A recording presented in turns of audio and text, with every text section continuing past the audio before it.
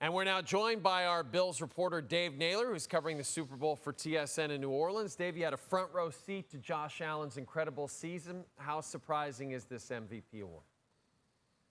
Well, I think this is a big surprise because I think there's just been sort of almost an acceptance, certainly among people in the Buffalo market, that this award was going to go to Lamar Jackson because of the pattern where the same people who vote on the All-Pro awards vote on the MVP. In order to find a situation where two quarterbacks, one got the first team All-Pro vote and one got the MVP, you've got to go back to John Elway over Joe Montana in 1987. And also, when you look at the statistics on this, and that's the way a lot of people are going to vote. Lamar Jackson had better stats than Josh Allen. The only stat that Josh Allen really had that he won out was rushing touchdowns. He had 12. Lamar Jackson had 4. And so why did the vote go Josh Allen's way? I think that's what everybody's trying to figure out right now and come up with a couple of reasons.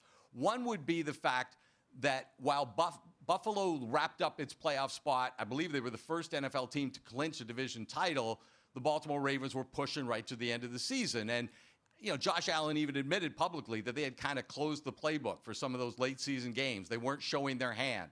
His numbers weren't great in those games. I think it was acknowledgement that the offense did not have, its foot on the gas. And the other was just go back to the offseason narrative.